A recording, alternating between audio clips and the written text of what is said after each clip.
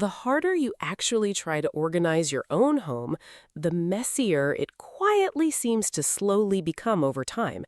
That honestly sounds strange, but look around your own rooms, and this idea might suddenly feel uncomfortably close to true. Notice something important first, because a home never actually becomes cluttered inside one single dramatic afternoon of pure, sudden chaos. Instead, you simply wake one ordinary morning and quietly feel that the space around you has slowly grown heavier somehow. You think back slowly, and suddenly the small, quiet evidence starts appearing everywhere across your own familiar living room shelves. A single delivery parcel still sits unopened on the dining table, waiting patiently for a decision you keep quietly avoiding. Last night's dinner plates still rest beside the sink, and a hoodie hangs lazily from the wardrobe door handle nearby. Two or three random receipts lie next to the remote, and none of these things ever felt like real problems. Yet when this exact pattern quietly repeats each day, your whole home slowly becomes a silent, slowly growing to-do list. Every single glance hands your tired brain another quiet reminder that something here still needs sorting, moving, or eventually finishing. That is precisely why a cluttered room can drain you mentally, even when your body has done almost nothing tiring. Here is the honest realization that most people quietly miss when staring at a home that feels so strangely exhausting. We simply assume the house is just full of too many objects bought during years of ordinary weekend impulse shopping. In reality, the house is quietly full of unfinished decisions we kept postponing because choosing simply felt a little harder. Psychologists explain that visual clutter does not only quietly occupy physical space inside your rooms and your crowded storage cupboards, it also forces your busy brain to constantly notice, process, and ignore extra information every waking hour of the day. And this is exactly where Japan quietly begins thinking about homes in a completely different and surprisingly gentle new direction. People living in Japan are not blessed with extra free hours hidden secretly inside their long, busy working weekdays either. They also live with only 24 hours, demanding jobs, long daily commutes, and some of the smallest city apartments anywhere. Cities like Tokyo contain tiny flats with very limited storage, yet their homes still feel calm the moment you enter. The first thing you feel inside a Japanese home is not spotless cleaning, but a quiet, gentle, settling sense peace. The reason is not expensive organizers, beautiful decorations, or some quietly secret minimalist aesthetic bought from an expensive interior magazine. The real difference is a hidden system quietly working underneath their ordinary daily choices and their small, repeated, everyday actions.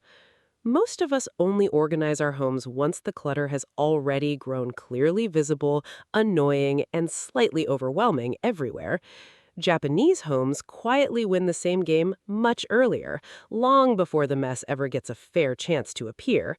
They design their daily habits so carefully that clutter barely finds any real opportunity to form in the first place. Their focus sits on preventing clutter, not endlessly cleaning it after it has already spread across nearly every visible surface. Today, we will explore 5 Japanese habits that do far more than simply keep a house looking neat and tidy. These habits make your home feel a little lighter each day, and surprisingly, far more peaceful than you might expect. The whole system begins with one beautiful little Japanese word that sounds simple, yet quietly hides a deeper, quieter meaning. That word is Mottainai, and hearing it just once, you might assume it only means owning fewer physical things overall. But the real message is far richer, because Mottainai quietly asks you never to waste the true value of anything. Sometimes the very thing we save so carefully for some imagined future keeps tiring us mentally a little each day. Imagine a single kitchen drawer, the one absolutely everybody owns, stuffed with things nobody has properly looked at in ages. Inside sit two opened spice packets, several crumpled plastic bags, and a few half-used sauce bottles slowly going quite sticky. There is also that small plastic box whose matching lid mysteriously vanished somewhere around 3 long and forgotten years ago. The strange truth is we keep half of these items only because postponing the decision feels easier than actually deciding. We quietly whisper, "Leave it, it might prove useful someday," and slowly the drawer fills far beyond its real purpose. But it is not only the drawer that slowly fills, because your quiet attention also gradually begins filling up too. Objects do not merely take space on your shelves. Sometimes they quietly live rent-free inside your busy, tired mind instead. This is exactly why Japanese homes calmly flip the entire problem completely upside down with one small, simple, honest question. Every single object is gently asked whether it still serves any genuine purpose inside your actual, everyday life today. Now. If the honest answer is clearly no, that object is then respectfully donated, recycled, or released responsibly and without guilt. This is never really about carelessly throwing things away. It is about truly respecting the value they might once held. Because of this, Japanese homes naturally contain far fewer objects sitting around, competing loudly for your limited, precious daily attention. Yet whatever quietly remains has a clear, honest reason for existing there, chosen deliberately rather than simply kept by accident. And when a home holds only genuinely meaningful things, building the next simple system suddenly becomes far easier and lighter. Now, every single remaining object can finally be given one permanent place, which leads perfectly into the powerful second habit. Let us try one quick little experiment together, right now, using just one ordinary object from inside your own home. Picture your television remote, and let me now ask you exactly where that remote is quietly resting at this moment. Can you answer instantly without thinking, or do three different possible locations quietly appear inside your mind all at once? Perhaps the bedroom, perhaps the sofa cushions, perhaps the dining table. And this small uncertainty is where everything truly begins.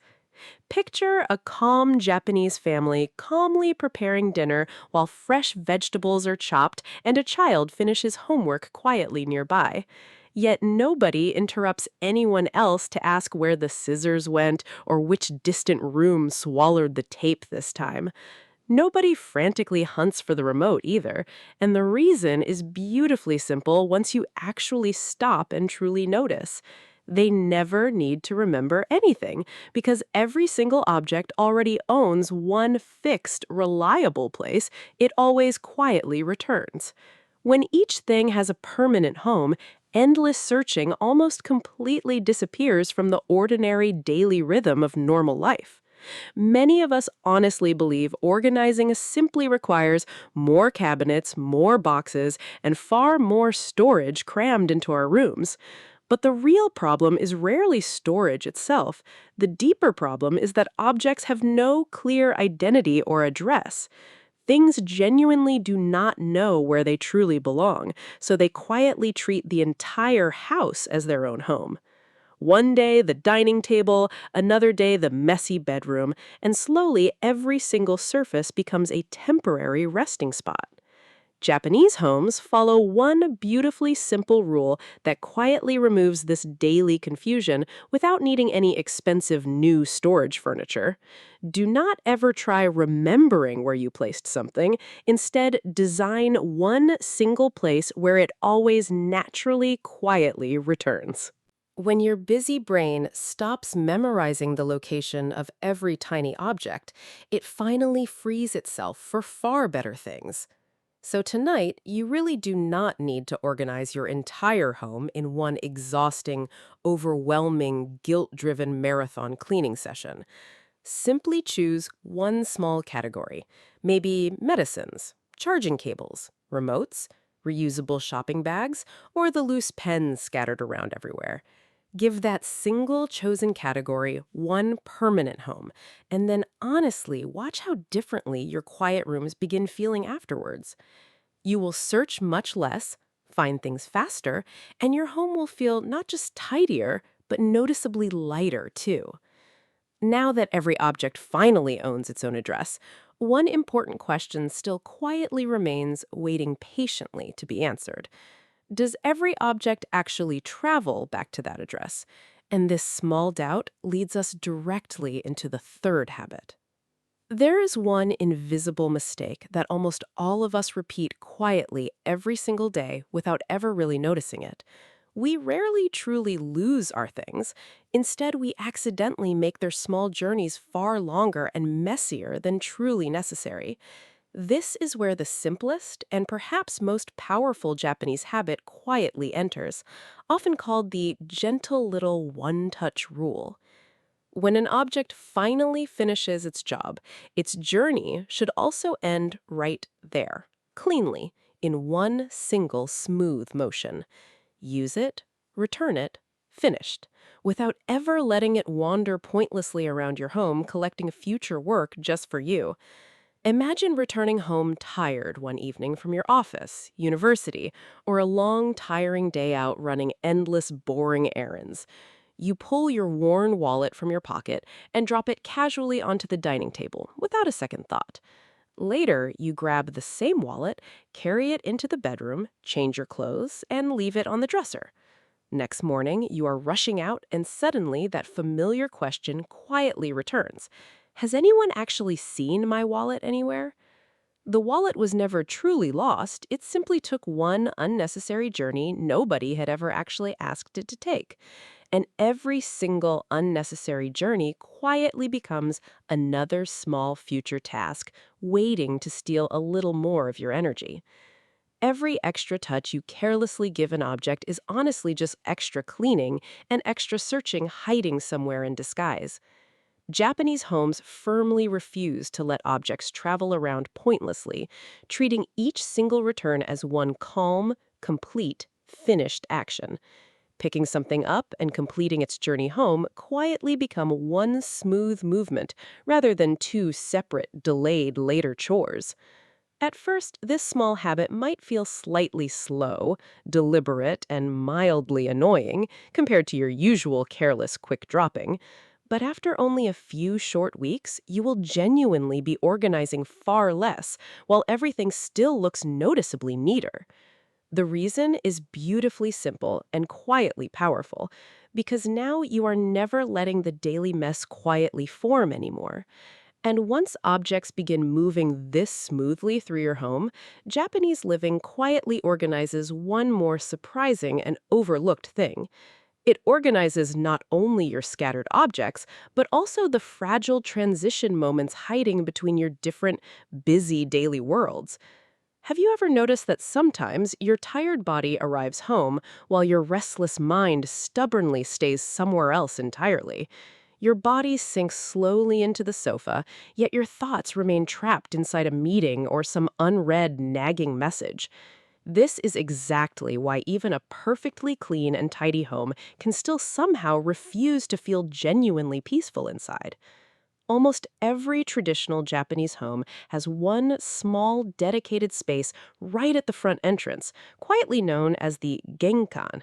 Many people simply assume it is merely the ordinary spot where you slip your shoes off before stepping further inside. But in truth, this humble little space actually works far more like a quiet, psychological reset button for your mind. Picture a tired Japanese worker finally reaching home after a long day of meetings, emails, deadlines, and crowded train rides. The moment he calmly stops at the entrance, the very first thing he does is quietly remove his tired shoes. Yet for him, this is never simply changing footwear. It quietly carries a silent, deeper message he feels almost instinctively. Work mode switches off, home mode switches on, and that invisible line quietly separates his two very different daily worlds. Now, Honestly, picture your own daily arrival. Phone already in hand, replying to a call before the door even closes. You receive a courier, wander into the kitchen, switch the loud television on, and answer several messages all at once. Your tired shoes come off somewhere much later, meaning your body arrived home while your mind clearly stayed outside still. Sometimes a home feels truly clean not simply from removing shoes, but from genuinely removing the stress you carried inside. Here is the surprising part, because the Genkan is really far more than architecture. It is truly a mindset instead. If your home has no traditional Genkan, that honestly does not matter because the same feeling can still be recreated. Place a clean mat, a small shoe rack, and a little basket near your entrance for keys and stray sunglasses. Most importantly, pause for just 10 quiet seconds before stepping inside and take one slow, deliberate, deeply grounding, calm breath. Change your shoes, slide your phone gently into your pocket, and only then allow yourself to properly enter your home. This tiny daily ritual quietly draws an invisible line between your demanding outside day and your calm, protected inner space.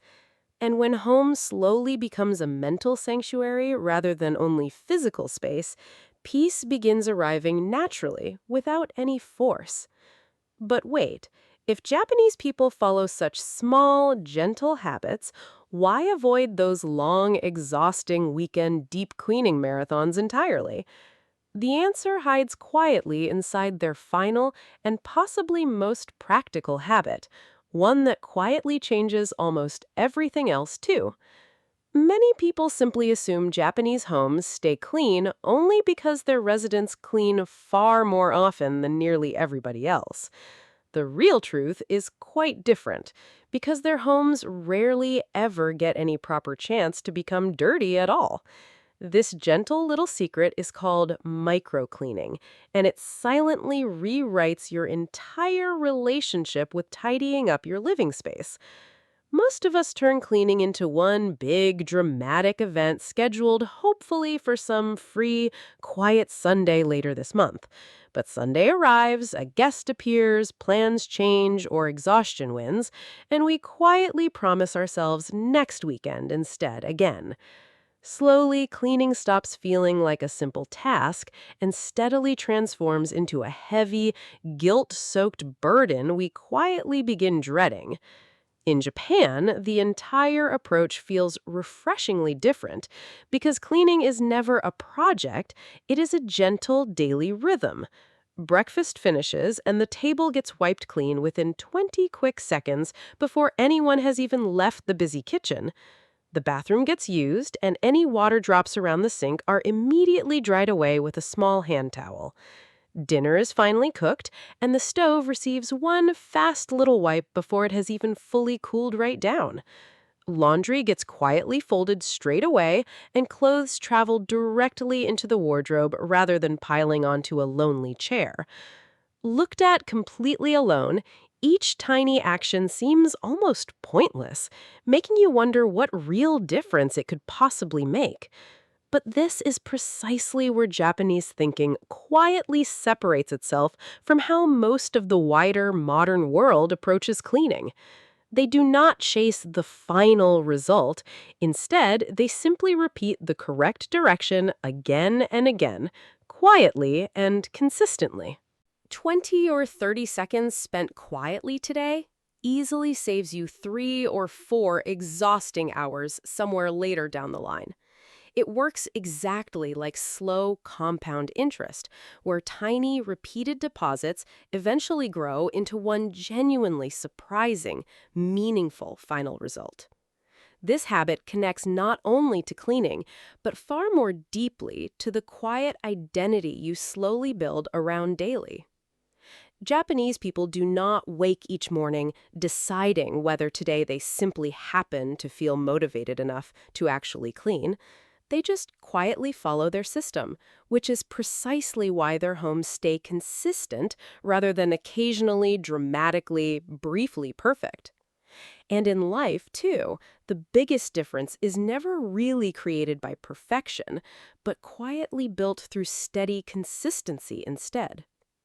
Now, if you look really carefully, today you did not merely learn 5 separate, unrelated little household cleaning tricks alone. You actually saw one complete living system, and today's most important lesson is honestly bigger than all 5 habits combined. We often simply assume that clutter mainly arrives through shopping, through buying far too many things we never truly needed. But in reality, clutter grows far less from buying and far more from quietly, endlessly delaying our small, everyday decisions. One parcel I will open later, one hoodie I will fold tomorrow, and slowly those postponed choices silently accumulate everywhere. Slowly, your home stops simply storing objects and quietly begins storing all those unfinished decisions you kept gently pushing aside. That is why entering a Japanese home reveals not only cleanliness, but a strange, unexpected, deeply comforting sense of calm.